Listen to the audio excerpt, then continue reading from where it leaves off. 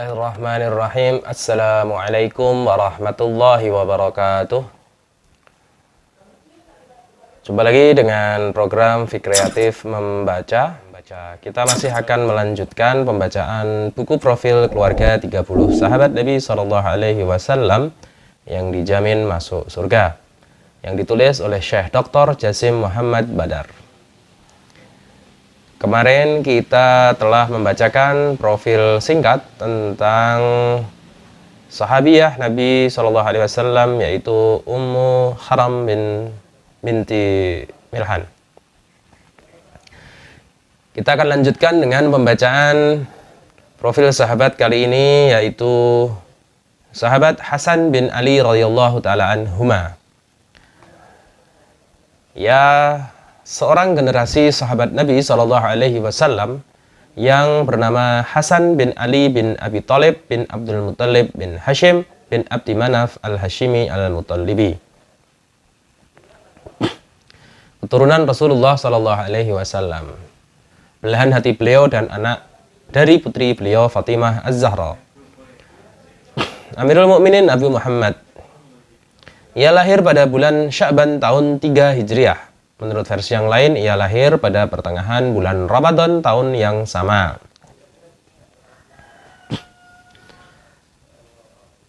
Rasulullah SAW mengadakan akikahnya pada hari ke-7 dari kelahirannya dengan seekor domba, mencukur rambutnya dan menyuruh Fatimah untuk bersedekah perak seberat rambutnya. Saat itu ayahnya hendak memberinya nama Harb. Menurut versi yang lain, Ja'far, namun kemudian Rasulullah memberinya nama Hasan. Ayahnya adalah putra paman Rasulullah, Ali bin Abi Thalib. Pembicaraan tentangnya telah disampaikan sebelumnya secara panjang lebar. Demikian pula dengan ibu Hasan yang juga putri Rasulullah SAW, yaitu Fatimah radhiyallahu taala anha. Dengan silsilah ini maka Hasan dan saudaranya Husain tidak disamai oleh seorang pun dalam hal kemuliaan nasab. Hasan besar di rumah ayahnya dan dalam asuhan ibunya. Dari kedua orang tuanya itu, ia menyerap ilmu, ketakwaan, kehati-hatian, dan agama. Ia sering bermain bersama kakeknya, yaitu Rasulullah SAW. Kakeknya mencurahkan kasih dan sayang kepadanya, berkelakar dan bercandaria dengannya juga dengan saudara-saudaranya, yaitu Husain. Sebagaimana yang diungkapkan dalam hadis bahwa para sahabat Rasulullah SAW saling bertukar cerita tentang momentum-momentum seputar kelakar Rasulullah dengan kedua cucu beliau, juga tentang kecintaan beliau kepada keduanya. Hasan radhiyallahu taala anhuma digolongkan dalam generasi sahabat Nabi SAW junior, karena saat kakeknya yakni Rasulullah SAW wafat, ia masih berusia 7 tahun lebih beberapa bulan. Ia meriwayatkan beberapa hadis dari Rasulullah dan ia adalah orang yang paling mirip dengan kakeknya, yaitu Rasulullah, mulai dari wajah sampai pusarnya. Tahun demi tahun silih berganti sementara ia berada dalam asuhan ayahnya, Ali radhiyallahu taala anhu, tanpa berpisah tidak pula meninggalkannya. Hingga kemudian muncullah peristiwa tentang dirinya terkait konflik Khalifah Utsman bin Affan radhiyallahu taala anhu yang ketika itu tengah dikepung, di mana ayahnya memerintahnya untuk menjaga rumah Utsman bersama kedua saudaranya, yakni Husain dan Ibnu Hanafiyah. Akan tetapi Utsman radhiyallahu ta'ala tetap mendesak mereka agar meninggalkan rumahnya di waktu malam, yakni pada malam saat ia syahid, karena ia tidak ingin ada pertumpahan darah di antara kaum muslimin. Tatkala ayahnya dibaiat untuk menjadi khalifah, ia tetap berada di sekitarnya untuk membela dan mendukungnya dalam berbagai pertempuran dan perang, serta momentum-momentum lainnya, serta hal-hal yang lain yang beragam. Meskipun ia sendiri tidak menyukai peperangan dan mengisyaratkan kepada ayahnya untuk meninggalkannya, sampai akhirnya Allah mentakdirkan Ali radhiyallahu taala anhu gugur sebagai syahid pada tahun 40 Hijriah. Ia dibunuh saat menunaikan salat subuh. Penduduk Kufah pun segera membaiat Hasan sebagai khalifah sepeninggal ayahnya. Ia tetap bertahan sebagai khalifah sekitar 6 bulan. Karena kemudian ia mengundurkan diri dan digantikan oleh Muawiyah bin Abi Sufyan radhiyallahu taala anhuma. dengan kerelaan dan inisiatifnya pada tahun 41 Hijriah di daerah Kufah demi menjaga agar tidak ada pertumpahan darah di kalangan umat Islam serta menjaga berbagai kemaslahatan mereka, sehingga peristiwa ini disebut dengan tahun jamaah karena umat Islam menyepakati satu kesepakatan yang bersama. Saat itu ia berkata, apakah aku mesti membenturkan mereka antara yang satu dengan yang lain demi suatu kekuasaan dunia, maka aku sama sekali tidak butuh padanya. Ada seorang tamu yang menemui Hasan lantas berkata, hai pembuat hitam wajah umat Islam, kata dia. Sementara sahabat-sahabatnya berkata, hei yang tercela dari kaum mukminin. Ia pun menanggapi mereka, tercela lebih baik daripada neraka.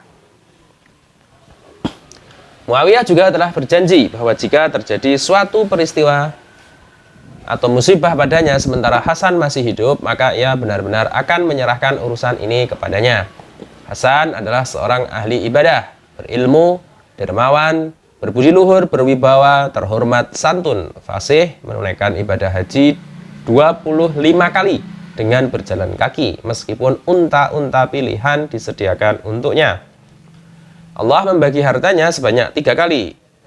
Hasan memberikan hadiah kepada satu orang sebesar 100.000 dirham. Di sisi lain ia mudah menjatuhkan talak. Dikatakan bahwa ia telah menikah dengan 70 wanita dan jarang sekali ia ditinggal 4 istri. Dan tidaklah ia bercerai dengan seorang wanita pun, melainkan wanita itu menyukainya.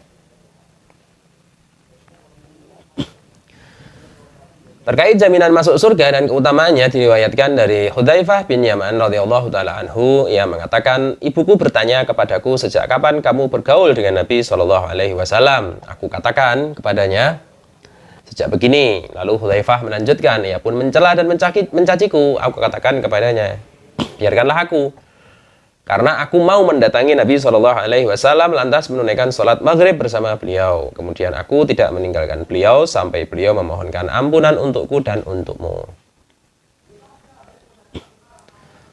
Hudzaifah melanjutkan, aku mendatangi Nabi Shallallahu alaihi wasallam lantas sholat maghrib bersama beliau. Selesai salat Nabi Shallallahu alaihi wasallam bergegas meninggalkan tempat.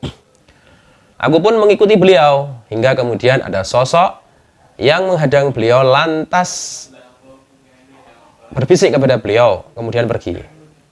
Aku terus mengikuti beliau hingga ketika mendengar suaraku, beliau bertanya, siapa ini? Aku menjawab, Hudzaifah. Lalu beliau bertanya, kenapa kamu?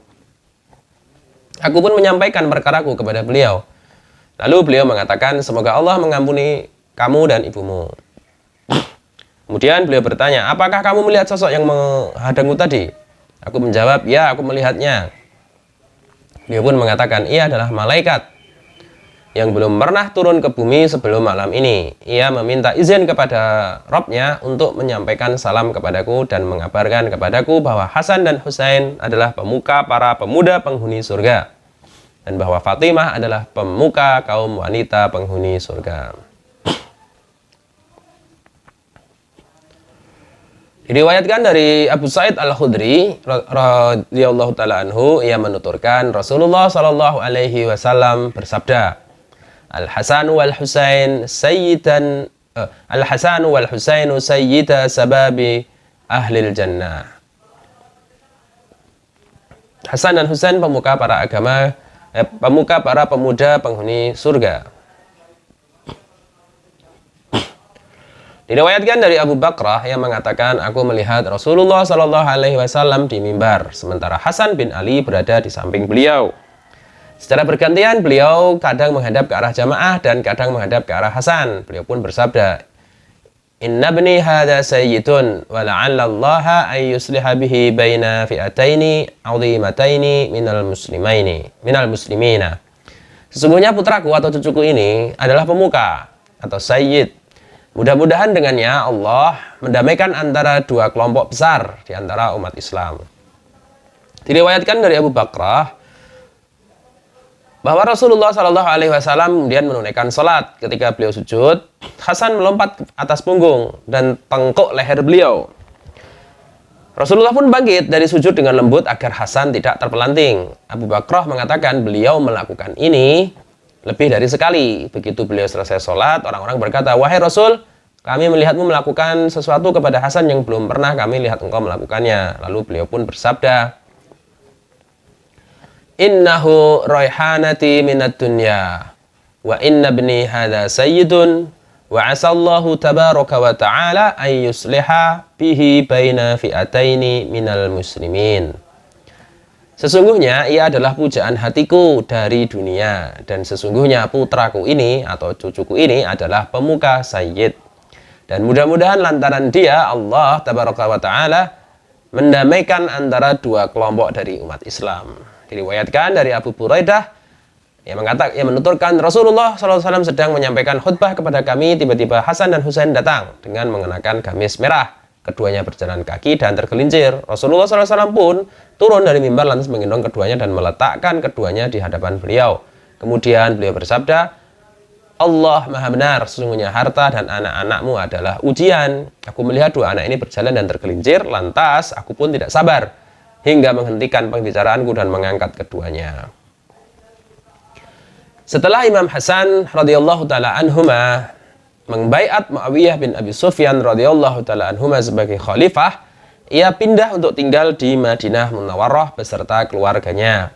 Ia tetap tinggal di Madinah sampai tahun 49 Hijriah hingga ia diracun melalui makanannya. Ada yang mengatakan bahwa pelakunya adalah istrinya sendiri, yaitu Ja'dah binti Ash'ad bin Qais, yang disuruh untuk melakukan itu oleh Yazid bin Muawiyah agar ia dapat berkuasa. Dan Yazid pun menjanjikan kepadanya untuk dijadikan sebagai istrinya. Akhirnya ia tewas dikarenakan racun. Begitu kematiannya tersiar, kota Madinah pun bergemuruh oleh jeritan. Sebelumnya ia telah berpesan untuk dimakamkan di area pemakaman Rasulullah SAW setelah meminta izin kepada Aisyah radhiyallahu taala anha, kecuali bila dikhawatirkan akan menyebabkan terjadinya konflik. Marwan bin Hakam bersama orang-orang yang menyertainya menyampaikan penolakan terhadap rencana pemakaman itu. Ia berkata, demi Allah, ia tidak dimakamkan di area itu, sementara Utsman dimakamkan di Baqi'. Akhirnya ia dimakamkan di sisi makam ibunya, Fatimah, dan disolatkan oleh Sa'id bin As sebagai gubernur Madinah.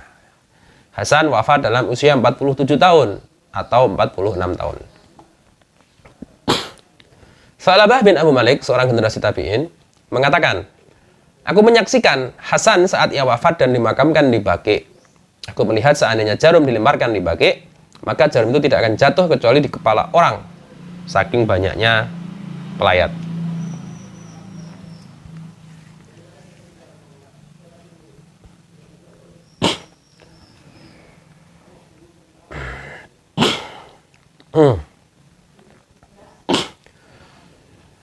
Lebih dari satu rujukan mengungkapkan bahwa Hasan radhiyallahu taala anhuma adalah orang yang suka menikah sekaligus suka menceraikan. Dikatakan bahwa ia telah menikahi 70 wanita. Jarang sekali ia ditinggal 4 orang istri, dan tidaklah ia menceraikan seorang wanita pun, melainkan wanita itu menyukainya. Sampai Ali radhiyallahu taala anhu berkata, wahai penduduk Irak, janganlah kalian menikahkan Hasan, karena ia gemar menceraikan. Namun ternyata ada orang yang berkata kepadanya, demi Allah, kami benar-benar akan menikahkannya. Maka siapa yang ia sukai, ia pertahankan, dan yang tidak disukai, maka ia ceraikan. Di antara istri-istrinya, karena tidak mungkin disebutkan semuanya, itu antara lain adalah Laila binti Abu Murrah bin Urwah bin Mas'ud Ats-Tsaqafi. Kemudian Ummu Kulsum binti Abbas bin Abdul Muthalib. Dari sini lahir 2 anak bernama Muhammad dan Ja'far. Kemudian yang ketiga Ummu Ishaq binti Talhah bin Ubaidillah. Kemudian Ja'dah binti As'ad bin Qais bin Ma'di bin Jabalah Al-Kindi. Kemudian yang kelima Atikah binti Zaid bin Amr bin Nufail. Dan Khawlah binti Manzur bin Zaban Al-Fazariyah. Jadi sini yang punya anak darinya bernama Hasan, sama dengan nama anaknya, nama ayahnya namanya Hasan juga. Kemudian Hindun binti Suhail bin Amr. Yang ke-8 Ummu Bashir binti Abu Mas'ud Uqbah bin Amr. Dari sini anaknya antara lain Zaid bin Hasan, Ummu Hasan, dan Ummu Husain. Dan yang ke-9 Salma binti Imri'il Qais bin Adi Al-Kinaniyah Al-Kalbiyah. Ia juga mempunyai anak dari para Ummu Walad, yakni para budak antara lain Qasim dan Amr. Demikian pembacaan profil singkat tentang perihal sahabat Hasan bin Ali radhiyallahu taala anhuma. Semoga bisa kita ambil pelajaran dan kebaikan dari kisah tersebut. Kita akan lanjutkan pembacaan buku Profil Keluarga 30 Sahabat Nabi Shallallahu Alaihi Wasallam yang dijamin masuk surga pada kesempatan yang lain. Terima kasih. Jangan lupa untuk Anda subscribe channel ini dan berikan like, share, serta komentar. Wabillahi taufik wal hidayah. Wassalamualaikum warahmatullahi wabarakatuh.